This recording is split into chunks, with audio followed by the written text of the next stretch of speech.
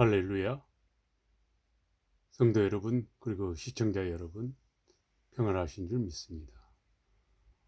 오늘은 교회 권력과 정치 권력이 서로 합쳐질 때 또는 충돌할 때에 대해서 말씀을 나누고자 합니다.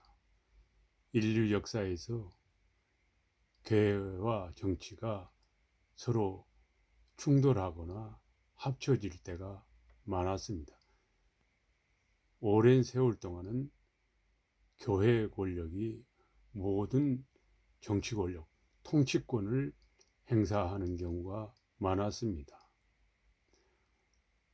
로마 시대에 서로마가 멸망하고 동로마 시대가 되면서 교회는 급속도로 성장을 하게 됩니다. 교회가 바로 정치 권력의 중심에 서 있을 때입니다. 그때 교회는 엄청난 부흥을 이루었습니다. 그러나 한편으로는 점점 더 교회 권력이 정치 권력을 압도하는 경향이 나오게 됩니다. 그러면서 여러 가지 역사적으로 참 매우 불행한 일도 많았습니다. 200년간의 제7차 전쟁, 종교전쟁도 있었습니다. 그리고 또한 황제가 교황 앞에 얼음밭에서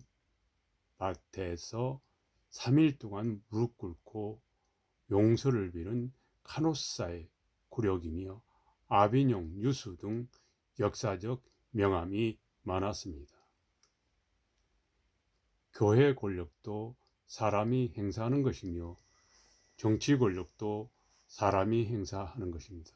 그러므로 어떤 권력도 그 권력은 탐욕과 교만으로 타락을 잉태할 뿐입니다.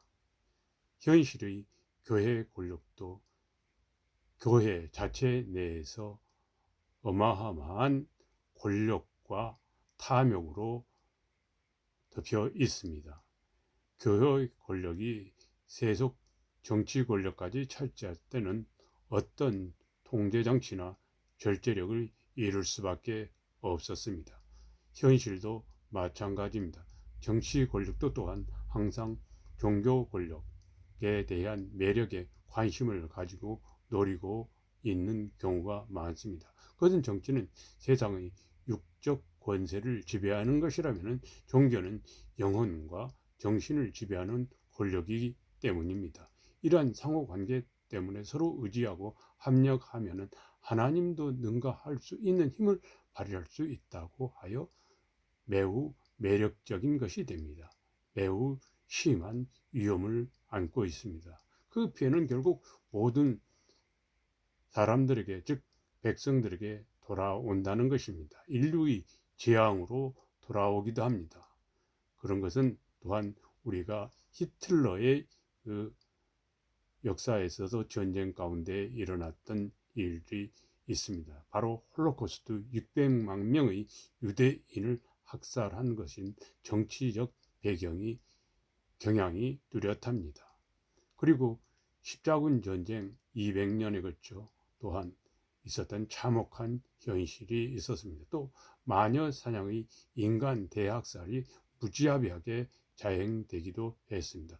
이 외에도 수없이 많이 헤아릴 수 없는 많은 부도덕하고 비윤리적인 살인과 폭력이 믿음과 신앙의 이름으로, 교회의 이름으로 이루어진 일들이 많이 있었습니다. 또한 아메리카 대륙의 미국의 역사에서 원주민들에 대한 학살도 많이 일어났고, 남미에서의 학살 또한 원주민들을 그렇게 기독교의 선교의 하에서 이루어진 일도 많았습니다. 잘나는 서구의 문명과 유물과 유적은 모두 식민지에서의 노약품과 노예들의 노동 착취의 작품이라고 할 수도 있습니다. 성경의 역사는 인류의 역사인데 그 모든 것이 이런 불행의 역사를 갖지 말라는 것이 하나님이 성경에서 처음부터 끝까지 인간을 설득하고 권면하고 명령하고 순종하여 따를 것을 지킬 것을 믿음이라는 이름으로 설득하고 있습니다. 이 세상 끝날 때까지 우리 주님 오실 때까지 설득하는 것이 성경이며 믿음입니다. 믿음이라는 헬라어의 원어는 피스토스인데 이 말의 뜻은 설득이라는 의미입니다. 하나님의 믿음으로 인간을 설득하는 것이 우리 인간의 믿음으로 변화되게 하는 것이 우리의 믿음이라고 또한 할 수 있습니다. 다시 말해서 하나님의 믿음이라는 뜻은 하나님께서 우리를 믿어주시는 것이라는 말씀입니다. 이를 우리는 칭의라고 하며 이는 구원의 동기를 유발합니다. 바로 하나님이 우리를 의롭다 칭의하시는 것은 우리를 하나님이 불쌍히 여기시고 하나님 우리를 계속 설득하여 하나님의 자녀가 되게 하시는 것인데 평생 우리는 교만과 탐욕과 죄악으로 점철되며 결국은 우리 죄의 본성에 의하여 어쩔 수 없는 인간인 것입니다. 그래서 예수님은 개인의 각각의 구원을 통한 세상의 구원, 즉 인류의 구원을 통한 하나님 나라를 세상의 나라를 신약에서 말씀하고 계십니다. 그러나 세상 나라를 구원하려고 한다는 모함으로 세속 정치 권력과 기존 종교 권력으로부터 십자가에 희생되신 분이 바로 그리스도 예수입니다. 어떤 면에서는 교회라는 집단 단체는 또 하나의 권력 집단화되어 정치 권력화되는 것입니다. 교회가 커지면 큰 집단화 될수록 집단 이기주의에 빠질 수밖에 없습니다. 그래서 모든 집단은 서로 연대하는 연대 모임을 갖게 되고 협회라든지 각종 모임의 단체는 서로 집단 이기주의 단체일 수밖에 없습니다.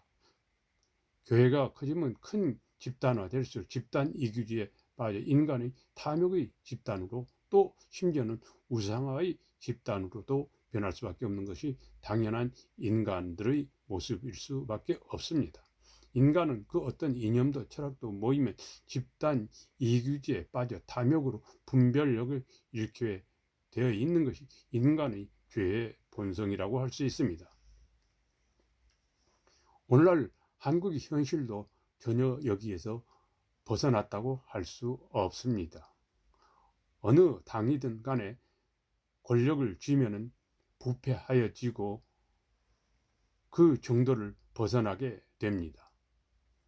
이를 부정하는 것이라면 벌써 보수 탐욕에 빠져 있는 증거입니다. 그리고 이는 또한 그들의 탐욕의 한 모습에 지나지 않습니다. 그래서 예수님은 무소유, 무권력, 무폭력, 무죄앙의 삶을 살으시고 본을 받으라고 오셨습니다. 보여주시고 몸소 가르치시고 삶으로 생활로 증명하셨습니다. 이 아무리 따르는 사람이 많아도 모금하지 않으시고 헌금받지 않으시고 지원받지 않으셨습니다.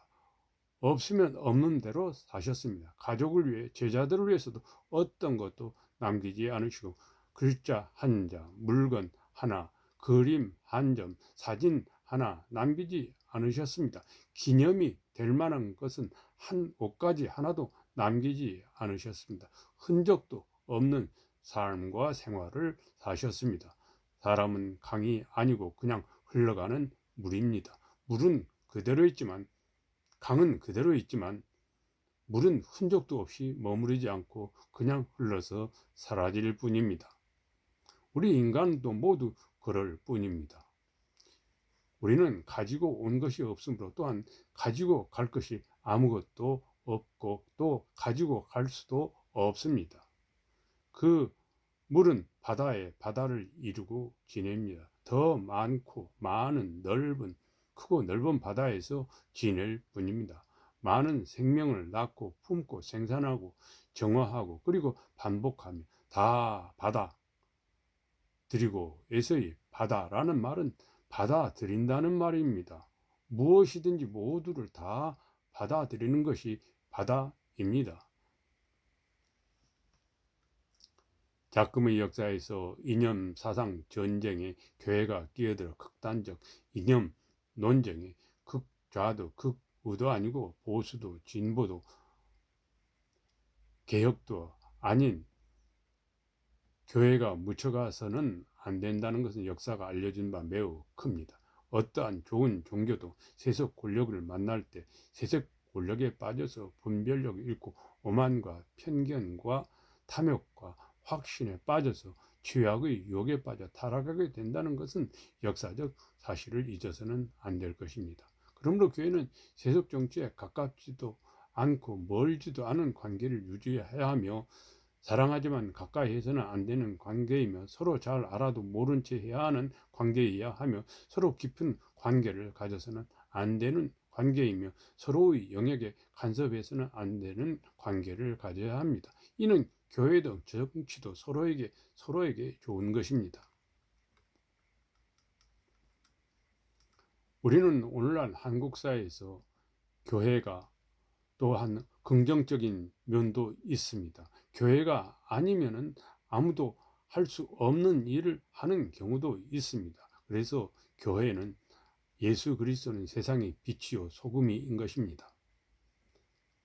나라가 위태할 때 우리 민주주의를 구하고 자유를 구한 것도 교회들입니다. 역사상 그런 일들이 너무 많았기 때문에 예수님은 특히 우리가 믿음의 백성들이 빛이 되고 소금이 되기를 간절히 바라는 것입니다. 우리 모두 그런 소명과 사명을 가지고 또한 이 나라, 이 민족과 이 역사에 이바지하고 하나의 미랄이 되기를 간절히 소망하기를 기도하고 소망합니다. 아멘, 할렐루야, 아멘. 감사합니다. 아멘.